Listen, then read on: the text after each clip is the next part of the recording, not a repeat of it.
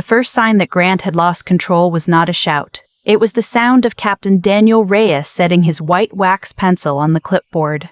41 minutes remained before Port Selene Airport was scheduled to close. Rain blurred the runway lights into pale yellow smears.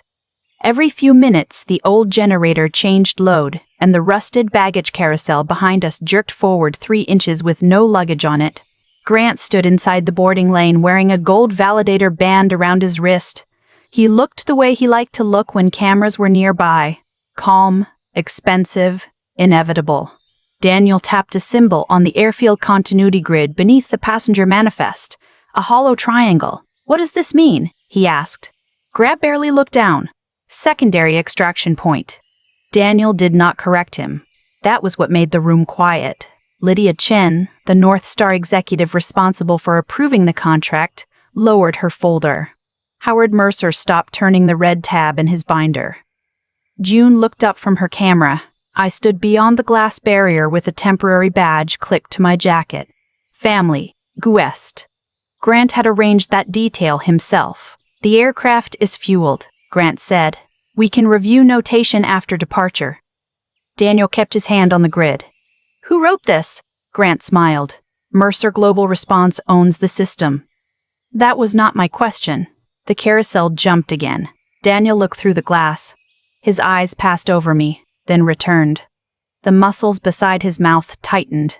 He noticed the red strip of aluminum clipped over my field notebook. "Major Ward?" Grant turned so quickly that the gold band flashed. "She is my wife," he said. "She is not part of the technical team." Daniel was still looking at me. I had not heard anyone call me Major Ward in almost 3 years. My fingers closed around the edge of the glass barrier before I made them release. I did not step forward or explain why Daniel knew my name. I asked the only question that mattered. "Is June still on the manifest?" Daniel looked down. June Mercer Ward, seat 14. June raised one hand from inside the boarding lane. Her instant camera hung against her chest. She was 16 and trying not to look frightened. Grant exhaled. "Everyone who needs to be protected is accounted for." Daniel folded the manifest lengthwise. "No," he said. "Everyone you selected is accounted for." Howard stepped forward. "Captain, this aircraft is under contract to my company." Daniel's voice stayed level. "And I am the pilot in command." Then he looked at Grant's wrist. "Why are you wearing the technical validator band?" Grant glanced at Lydia. "Because I designed the grid." Daniel lifted the clipboard, then explained the hollow triangle correctly. Grant's smile held 1 second too long. "It marks the secondary location," he repeated. Daniel looked at me again. The red aluminum clip had once been part of a damaged runway close sign stand. Grant called it military junk. Daniel knew where it had come from. June's camera clicked. Grant turned. "June, not now." She lowered the camera, but did not apologize. Daniel opened the boarding gate and stepped out. He did not yet know enough to ask whether Grant had stolen my work or whether North Star had received false information. He asked something smaller. "When did they remove your name?" Before I explain why that stolen warning put my daughter on the last flight out, subscribe and stay with me. 6 weeks earlier, Grant had stood in our kitchen holding my field notebook and asked to borrow a few reference pages for an investor presentation. I had said yes. Then I gave him the one condition I believed a husband should never need written into a contract. Keep my name on the work. Grant rested one hip against the kitchen counter and flipped through my field notebook with the confidence of someone handling property he already considered shared. "Of course," he said. "Your name stays on it."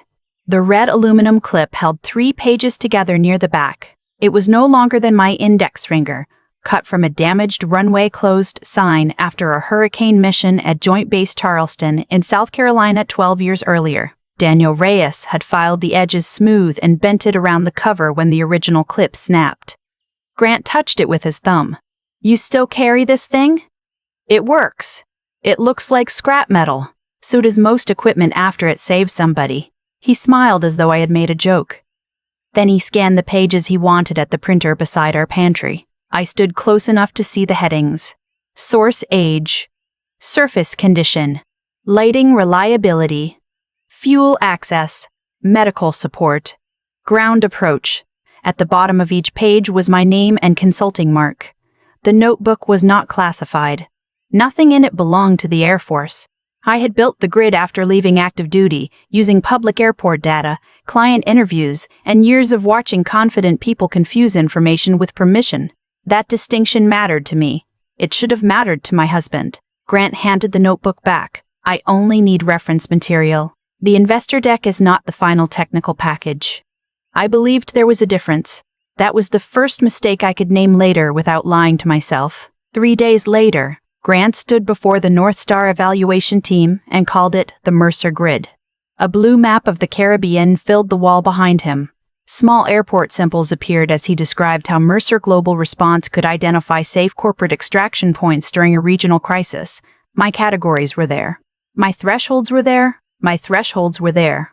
So was the hollow triangle. Vidya Chen sat at the far end of the table, aligning each handout before she looked up. What does the triangle indicate? Grant clicked to the next slide too quickly. A secondary option. A location that can be activated if the primary site becomes unavailable. That was not what it meant. The triangle warned that the source data was too old to support a current commitment. Someone had to call the airport, verify the surface, verify the road, and confirm the information before moving people or aircraft. Howard leaned toward Lydia. The visual language is intentionally simple. Our clients will not need aviation backgrounds to use it. Everyone around the table nodded. I looked at Grant. He did not look back. My thumbnail pressed into the red clip until it marked my skin. Grant kept speaking, certain I would clean up the damage. Lydia turned to the final page. North Star requires one accountable technical author, one person whose name remains attached to the evaluation. Grant uncapped a pen. That would be me. I leaned forward. The original deliverable is under my consultancy agreement. Grant continued writing. The company commissioned the product. The company licensed the work. It did not create it. Howard gave me the patient look he used when he wanted everyone else to believe I was becoming emotional. Elena, executive ownership and technical contribution are not the same thing. Lydia watched Grant print his name. Then Howard moved the conversation elsewhere. For the live validation, we hired Crestline Air. Their chief pilot is Daniel Reyes, former Air Force airlift pilot. There will be no question about credibility. I felt the red clip against my palm beneath the table. I had not spoken to Daniel in more than a decade. Grant mistook my silence for defeat. Perfect. An independent pilot validates the system. North Star gets its accountable operator. Everyone wins. Lydia closed the cover sheet. No, she said. Everyone becomes traceable. That afternoon, I called Arturo Velasquez at Port Selene Airport. He answered on the fourth ring with wind rattling near his microphone. You are asking about North K, he said after I introduced myself. Everyone is asking about North K this month. I need current operating limits. Papers shifted. A radio announcer called a baseball score through static. Dry surface only. Day operations only. The edge lights work when they feel spiritual. I wrote that down. What about the access road? Lower than the runway. It floods first. And emergency fuel? Drums by prior arrangement. Not guaranteed. He placed a coffee mug on a map to keep it flat beneath a ceiling fan. The old assessment says it can support temporary staging, he said. People read temporary and remember support. I marked North K conditional. Beside a third-party report already 14 months old, I drew a hollow triangle. Arturo noticed. That symbol means, call me before somebody makes a promise, yes? Yes. Good. Most people call after the promise. I attached his limitations and submitted the assessment with my name, date, and consulting mark. By the next morning, the word conditional was gone. The investor deck listed North K as a validated secondary extraction point. My name was gone too. The hollow triangle remained, but Grant had changed the legend. It now meant secondary location available on executive activation. I found him rehearsing in his office. You changed the rating. I clarified the commercial use. You changed a warning into an approval. Elena, North Star is buying resilience. They are not paying us to advertise uncertainty. The uncertainty exists whether you advertise it or not. He turned. Are you speaking as a consultant or as my wife? as the person whose name was on the assessment yesterday. His jaw tightened. Your work is inside the product. That is how companies function. My warning is not. He picked up his phone, ending the conversation without saying so. On his screen, the revised deck carried a new title, Mercer Continuity Grid. Grant left the revised title glowing between us, as if marriage had already transferred the work to him. June had converted the guest bathroom into a temporary darkroom. That evening, I found her beneath a red safety bulb, moving a photograph through a tray with plastic tongs. The room smelled metallic and sour. What are you developing? Grandpa at the office. The image appeared slowly. Howard stood beside the company logo, explaining something to people outside the frame. June glanced at the notebook under my arm. Why is none of your work on the website? It does not need to be on a website to be real. That is not what I asked. I leaned against the sink. Companies choose what they display. People do too. She lifted the print and watched liquid run back into the tray. Not everything real has to be displayed, she said. But somebody should know who it belongs to. June did not know she had just named the part of the problem I had spent years avoiding. I had folded every stolen credit into a file and called the silence professionalism. I looked at my name on the original North K assessment. Part of me had been considering walking away. Let Grant sell the polished version. Let Howard protect the company. Let the consequences belong to them. But the consequences would land on people who trusted the map. The next morning, I went to see Morgan Pike. Morgan ran compliance from an office that smelled faintly of beeswax because she kept blocks of it for the hives behind her house. I closed the door.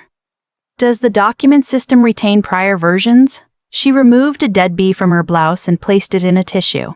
It creates a locked PDF snapshot every night at midnight. Can an administrator overwrite it? Not without creating another record. I set the original assessment on her desk. Morgan opened the current North Star packet and compared the documents without changing expression. The version history will show what changed. Will it show who changed it? Yes. She looked at the hollow triangle, then at the revised legend. The version history tells us what was altered.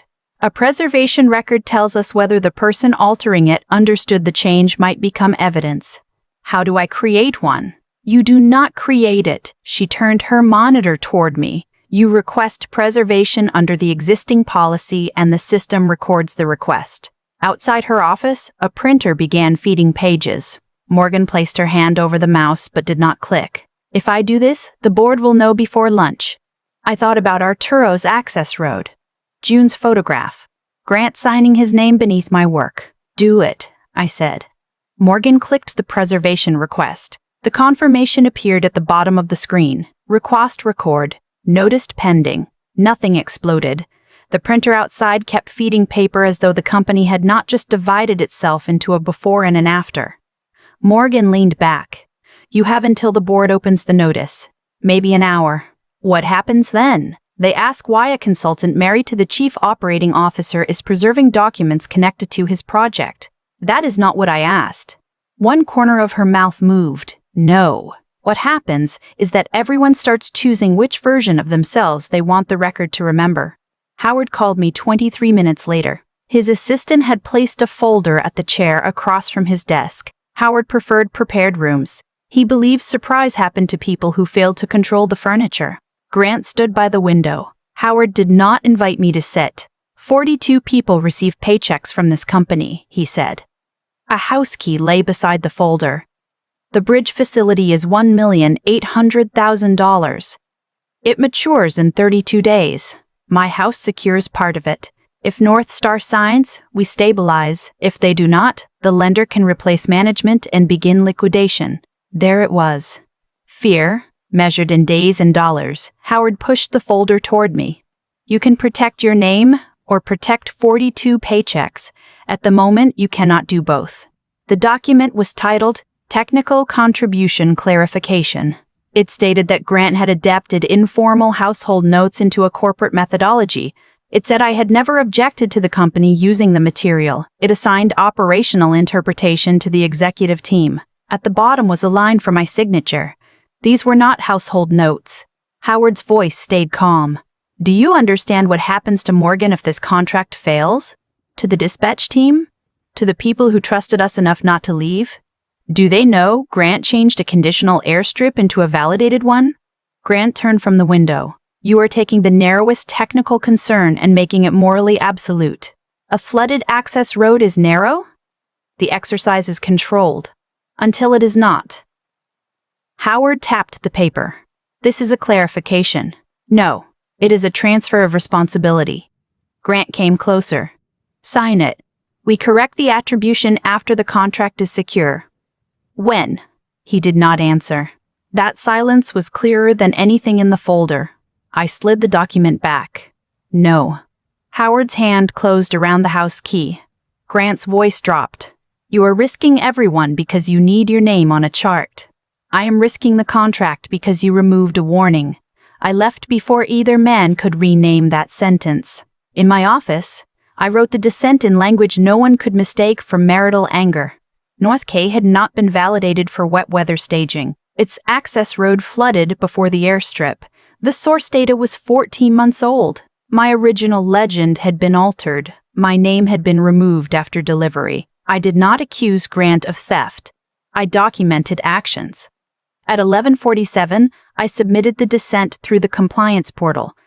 At 11:48, the system linked it to Morgan's preservation request. At noon, my project badge stopped opening the secure floor. The receptionist tried it twice. A red light blinked above the reader. Grant came through the glass doors carrying a replacement badge. The new stripe was gray. Family, Guest. He clipped it to my jacket himself. Until we sort out the conflict. Which conflict? You filed against a project led by your husband. I filed against altered technical data. Northstar does not need to watch us perform a divorce in real time. We are not divorcing. Then stop acting like an adversary. Behind him, two analysts pretended not to hear. Grant lowered his voice. June is anxious about the island. I told her you may not join the validation because emergency environments have not been good for you since you left the service. The hallway narrowed. I slept badly after active duty. I still checked exits. A compression fracture from a hard landing tightened in my lower back whenever storm pressure fell. Radio static pulled my shoulders upward. None of that made me unsafe. Grant knew that. You told my daughter I cannot handle pressure? Our daughter. Answer me. I told her enough to keep her from blaming herself. Then he handed me a memo. It stated that I had voluntarily withdrawn from the technical team because of a personal conflict. A second page said every specialist had agreed North K met the operational standard. My name appeared only on the distribution list. The gray badge did not open the project archive, the secure conference room, or the floor where my own assessment was being discussed. It did open the visitor restroom and the lobby coffee station. Grant had turned professional retaliation into a color code simple enough for everyone to understand without asking a question. A junior analyst held the secure door for me out of habit. Grant shook his head once. The analyst let it close between us. The secure door latched between us.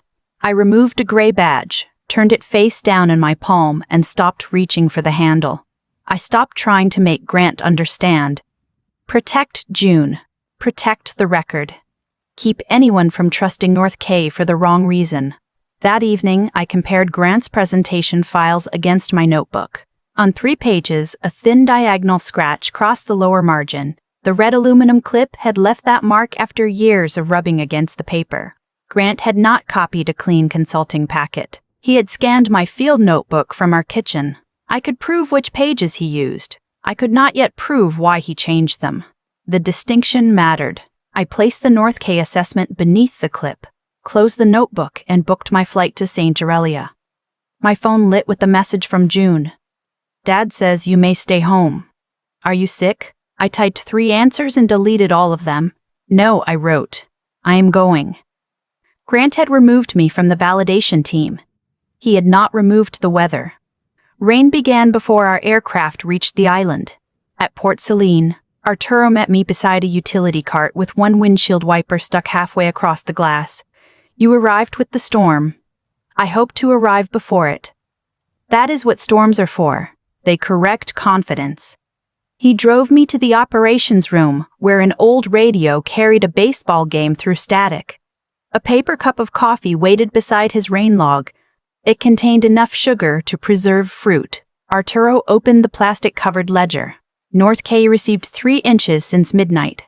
The access road began taking water at 2:17. Surface inspection is delayed because the east culvert is blocked. I clipped his update to my grid with a red strip of aluminum. This has to go into the live packet. It went to Mercer at 6. Did they acknowledge it? They thanked me for supporting the exercise. He lifted his coffee. That usually means no. Rain moved across the apron in visible waves. North K stayed green on Grant's screen after Arturo's rain log arrived. He was not merely using my work without my name. He was preparing to use it without its limits. The rehearsal began that afternoon inside the terminal. Grant wore the gold validator band. North Star executives sat in the first row. A camera crew recorded the demonstration for the lender. On the screen behind him, North K glowed green. Validated secondary extraction point. I stood near the back with my gray badge. Grant described the grid as a tool for leaders who could act without becoming trapped by unnecessary caution. Then he looked directly at me. This flight is for people who make decisions, he said, not people who once recorded decisions made by others. Howard smiled into his folded hands. No one in the room knew enough to understand how wrong the sentence was. Daniel Reyes was outside inspecting the aircraft. I could see him through the terminal glass, walking beneath the wing while rain darkened his jacket. He had not heard Grant. That mattered. The man who would eventually expose him had not come to defend me. He had come to fly the plane. Daniel disappeared beneath the wing as the wind pushed rain sideways across the apron. Inside the terminal, Grant continued speaking as if weather were another audience he could persuade. The first alert came from the ferry company. All sailings suspended. The second came from airport operations. Surface winds were climbing faster than forecast. The third came from Arturo, who walked into the terminal carrying his plastic-covered rain ledger beneath one arm. Port Selene closes in less than 2 hours if the crosswind continues, he said. Earlier, if water reaches the east service road. The exercise director looked toward Grant. Grant did not hesitate. Then we execute the relocation plan. 5 minutes earlier, the grid had been a sales demonstration. Now it would determine where real people moved, which roads they used, and who boarded the last charter before the airport closed. Lydia stood. Is this still within the validated scenario? Grant lifted his wrist. That is why I am wearing the band. The generator changed load. Behind us, the baggage carousel jumped forward and stopped with a metal groan. I watched Arturo open his mouth. Howard reached the microphone first. Mercer Global Response accepts operational control of the relocation sequence. Arturo looked at me. I shook my head once, not because Howard had authority. He did not. Because arguing over a microphone would cost time we no longer had. The revised roster appeared on the terminal screen 12 minutes later. Grant Mercer. Technical Validator. Howard Mercer. Executive Command. Lydia Chen and 4 North Star observers. 3 Mercer board members. June Mercer Ward. My name appeared under ground shelter support. Grant had not removed me from safety. He had removed me from every place where my objections could affect his contract. I found him beside the boarding desk. North K has to come off the plan. It remains a secondary location. The access road is already taking water. Arturo's team can monitor it. They already did. Howard approached with the red-tabbed binder open. Executive exception, he said. Temporary authority during a declared operational disruption. That exception exists inside your company. It authorizes our team to adapt the product. It does not change the island. Howard signed the page. Grant slid it into the packet. Then he reached for June. Come with me. We are boarding early. June looked at me. Are you coming? I will be on a later movement. Grant answered before I could. Your mother is supporting the shelter team. Grant used the word mother only when my exclusion needed to look noble. One hand stayed on June, the other on the boarding packet. Howard touched my elbow. You should be relieved. Your family is protected. I looked at his hand until he removed it. Across the terminal, 2 buses started their engines. Both destination cards read North Skye. I left Grant standing beside the boarding desk. The first bus had already pulled away from the curb when I reached the dispatch lane. I ran beside it and struck the door with my palm. The driver braked. "We were told North K," she said when the door opened. "The lower road is flooding. Command approved it. Airport operations did not." I climbed aboard and took the grease marker from the route pouch. On the inside of the windshield, I crossed out North Hay and wrote Port Selene and wrote Porte and Celis Shelter. The radio on the driver's shoulder crackled. Grant's voice, "Bus 1, continue assigned routing." I pressed the transmit button. "Bus 1 cannot reach North K without crossing the East Service Road. Elena, get off the channel. Arturo, confirm road status." Static. Then Arturo's voice. "East Service Road closed as of 3:18. Standing water above the axle line." The driver looked at me. I pointed toward the shelter road. "Turn north at the fuel depot." Grant returned to the channel. "You do not have operational authority." "No," I said. "Arturo does." The bus turned. Grant cut my access to the command frequency 2 minutes later. By then, the second bus had followed the first. I spent the next 40 minutes moving people Grant's presentation had never counted. 9 local dispatchers, 2 maintenance technicians, a nurse from the airport clinic, 4 children whose parents worked behind the baggage counters, an elderly security guard who kept apologizing because he could not walk quickly. The Mercer grid on the wall listed aircraft seats, executive priorities, and transfer points. It did not list the people who kept Port Selene open long enough for anyone to leave. I used the original grid from my notebook. Current roads, current shelter capacity, current medical needs. Every hollow triangle forced a phone call before a promise. That was what the symbol meant, not a second choice. A pause before someone else paid for your confidence. June found me near the shelter entrance. Her hair was wet at the ends. Her camera was sealed inside a clear plastic bag. "Dad says I have to board now." "You should." "Do you want me to stay with you?" June had lost her birth mother at 4. I had raised her ever since. Every disagreement between Grant and me carried the same hidden question.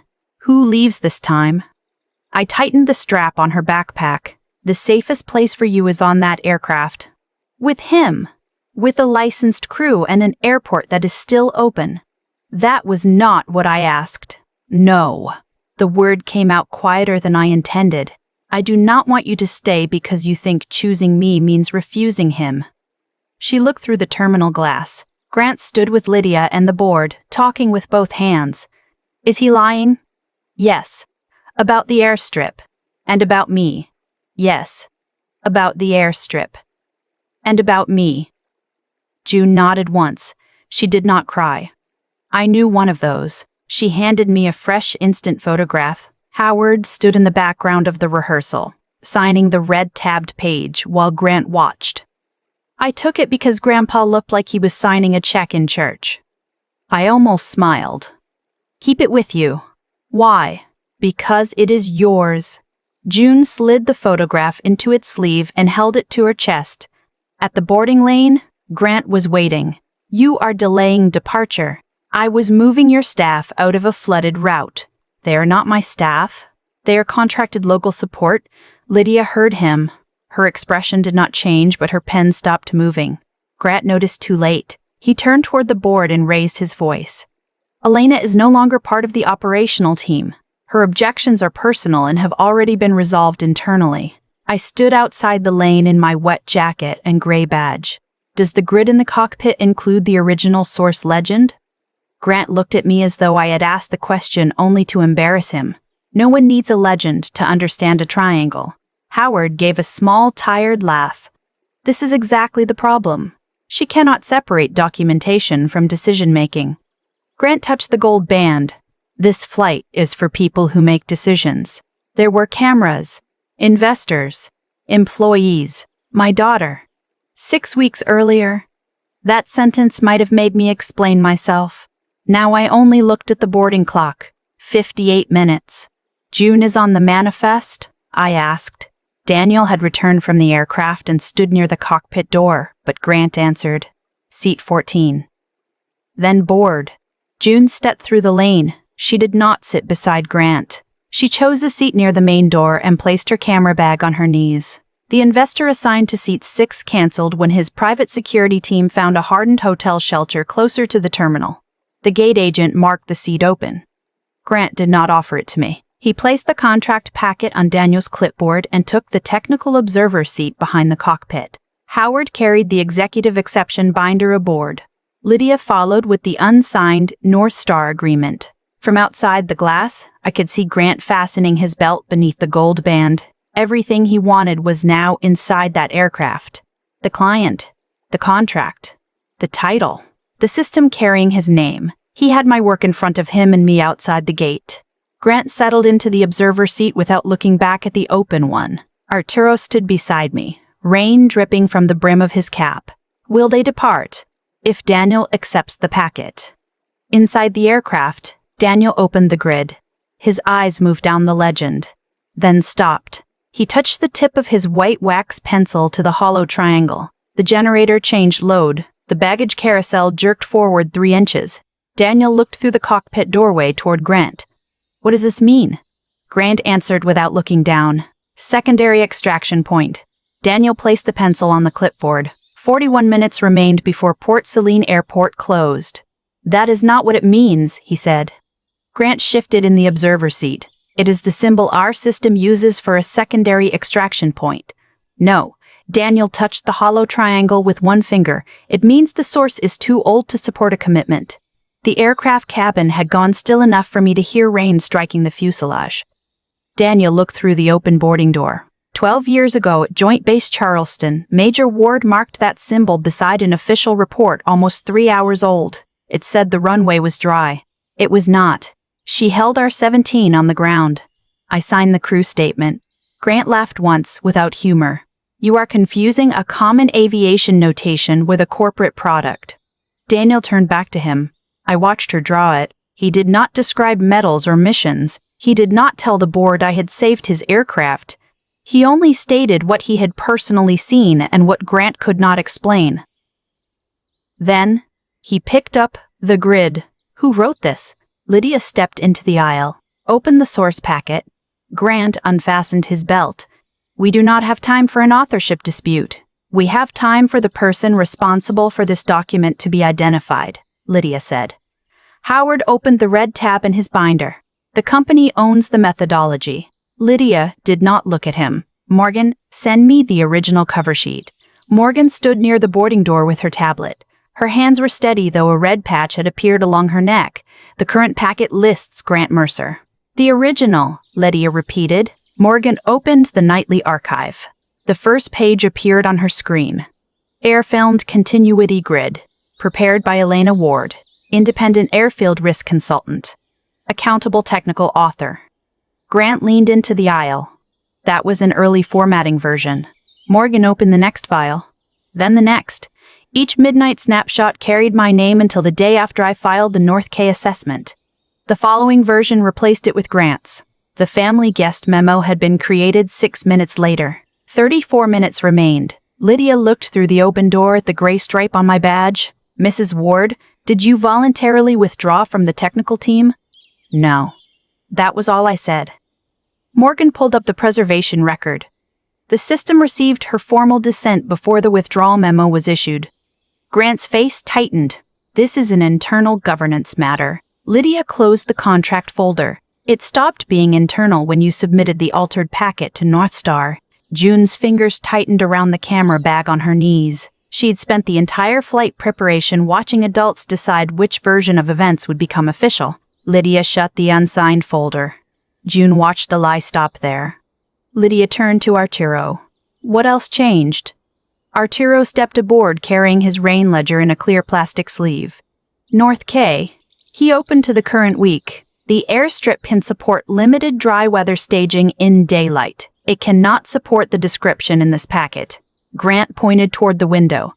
We are not landing an aircraft there today.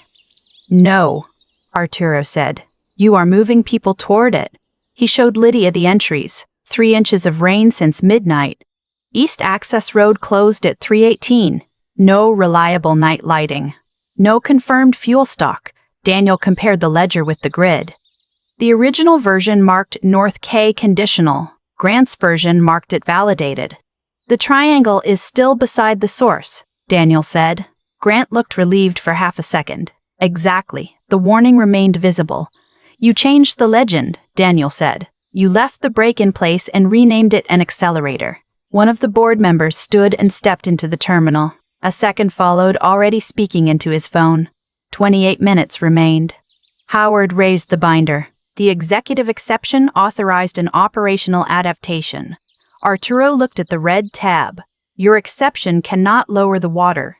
Lydia faced Morgan again, who approved the change. Morgan's eyes moved briefly toward Howard. The archive can answer that. She opened the access history. Grant had requested that my name be removed from visible authorship. The note beside the request read, "Spousal attribution creates avoidable client confusion." A second message instructed compliance to reclassify my dissent as a family dispute. Howard had approved both requests under executive exception. Then Morgan opened the consensus summary. Every specialist agrees North K meets the operational standard. The file had been created 22 minutes after my dissent entered the system. Grant stood. Elena had become adversarial. We had to prevent a personal issue from derailing a company with 42 employees. Howard spoke before Lydia could answer. I approved it. If blame belongs somewhere, place it with me. For a moment, he looked older than 68. Then Morgan opened one final record. The board notification showed Howard had reviewed my original North K limitations before approving the altered summary. He had not chosen between uncertainty and survival. He had chosen to hide uncertainty from the people financing his survival. June appeared beside Morgan. She held the instant photograph inside its plastic sleeve. I took this during the rehearsal. Grant's voice changed. June, stay out of this. She did not answer him. She handed the photograph to Lydia. Howard stood beneath the screen, signing the red-tabbed page while Grant watched. The altered North K map was visible behind them. The photograph did not prove the entire case. It did something more personal. It removed Howard's last chance to claim he had signed without understanding what Grant was doing. Lydia returned the photograph to June. Thank you. Then she faced Grant. North Star is suspending validation effective immediately. The gold band no longer looked expensive. It looked like a piece of plastic around the wrong wrist. You cannot suspend an emergency operation in the middle of relocation, Grant said. I am suspending the contract evaluation. Captain Reyes controls his aircraft. Mr. Velasquez controls the airport. You control neither. Daniel removed the grid bearing Grant's name from his clipboard. I will conduct the flight under current airport information and an accurate manifest. I will not certify this system. Grant touched the gold band. Howard stared down at the red tab. 21 minutes remained. Lydia held out her hand. The validator band belongs to the recognized technical authority for this movement. Grant did not move. Daniel did. He unfastened the band from Grant's wrist and handed it to Arturo. Arturo looked at it as though someone had given him an unnecessary napkin. I already have a radio, he said. But he put it on because the ground team needed to know whose information governed the movement. The cancelled investor seat remained open. The gate agent looked at Daniel. Mrs. Ward can board as a passenger. Grant stepped into the aisle. The technical observer seat is mine. No, Daniel said. It belongs to the person responsible for current conditions. Arturo took the observer seat. I boarded beside June. Daniel took my field notebook before closing the cockpit door. Grant and Howard were assigned seats in the back. They were not abandoned. They were not endangered. They were simply no longer in command. Grant stopped beside my row. You planned this. I looked at the grid without my name, then at the corrected cover sheet in Lydia's hands. No, my voice did not rise. My name belongs where you erased it. The boarding door closed before he found another version of the truth. It sealed with a hydraulic thud. For several seconds, no one spoke. Rain crawled sideways across the windows as Daniel taxied toward the runway. Arturo sat behind the cockpit with the gold band around his wrist and his rain ledger open across his knees. He looked like a man interrupted during lunch. June moved from seat 14 to the empty seat beside me. Grant watched her cross the aisle. He did not tell her to return. Howard sat beside him in the last row, both hands resting on the red-tabbed binder. Without a conference table, it looked smaller. Daniel came over the cabin speaker. We are departing under current Port Selene data. North K has been removed from the active movement plan. No one applauded. Lydia kept writing. Arturo turned a wet ledger page. June rested her camera bag between her shoes. Are you okay? I looked at the gray badge still clipped to my jacket. No. She nodded. Me neither. Neither of us spoke while the aircraft climbed through the storm layer. Before landing, Daniel returned my field notebook. He had placed the corrected source sheet beneath the red aluminum clip. I remember that sign, he said. So do I. You were right to hold the field closed. I was right about the weather. That did not make everything after it right. He nodded. He nodded toward the cockpit. A safe landing would not erase the decisions behind us. It only left time to account for them. 6 weeks later, the independent audit issued its first findings. Northstar did not sign the $24 million contract. It paid all undisputed emergency mobilization costs from the St. Aurelia operation, but it did not rescue Mercer Global Response from the consequences of the altered submission. The lender activated the management change clause. Rather than forcing immediate liquidation, it entered a limited standstill agreement and released a 30-day payroll reserve while an outside restructuring officer took control. 42 employees kept their paychecks and health insurance during the transition. Grant was removed as chief operating officer. Howard resigned as chairman before the board could vote him out. Morgan became interim compliance lead beneath the outside restructuring officer. Her first action was not dramatic. She restored the document history. The Airfield Continuity Grid again listed me as its author. North K returned to conditional status. The after-action report named Arturo, the local dispatchers, the maintenance crew, the clinic nurse, and the drivers who had moved people away from the flooded road. Grant called that list unnecessary. Morgan kept it. I was offered a permanent executive role in the restructured company. I declined. I had spent too many years making myself useful inside systems that treated usefulness as ownership. The divorce mediation took place 4 months after St. Aurelia. Grant arrived with 2 attorneys and the Navy suit he had worn to the North Star presentation. Without the gold band, his left wrist looked strangely bare. He said he had done everything to save the company. He said 42 families would have suffered if he had failed. He said Jew needed stability. Then he said the sentence he had been building toward. You benefited from the company too. I looked at him across the table. That was why you thought you could take more. He leaned back as if I had struck him. I did not ask for Mercer Global Response, his future equity, or Howard's house. The marital assets were divided under the agreement. June chose primary residence with me. She could decide how and when she saw Grant, with a family counselor available if she wanted one. I did not ask her to forgive him. I did not ask her to punish him.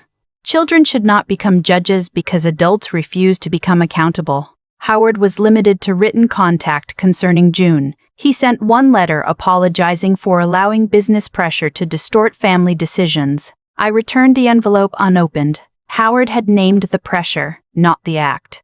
9 months after the storm, Port Selene opened a small contingency planning classroom beside the operations office. Arturo insisted the first lesson be taught with paper maps because, in his words, batteries encourage arrogance. June came with me. She had been accepted into the summer photography program. At the front hung a board listing the people who had kept the airport operating during the storm.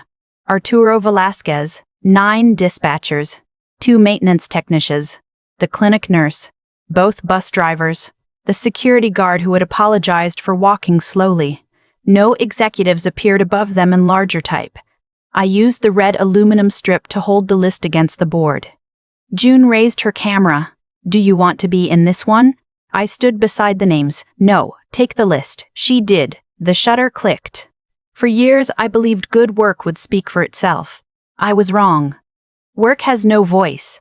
It survives in official records, witnesses, and names people refuse to erase when silence would be easier. Recognition is not applause, a gold band, or a better seat. It is the name beside the warning, the driver credited for turning the bus, and the judgment still attached to the lives it protected. June checked the photograph. The list was sharp. My face was not in it. Got it, she said. A gust came through the open classroom door. The paper lifted. The red aluminum clip held it against the board. Grant had treated every room like a seating chart. He believed the person nearest power owned the work, the decision, and eventually the truth. But authority was never the chair. It was accepting responsibility before someone else paid for your confidence. I did not need his place. I needed the record to stop carrying his name where mine belonged. If this story reminds you of someone whose work was taken, share it with them. Sometimes justice begins by returning the right name to the right place, because the last seat was never his.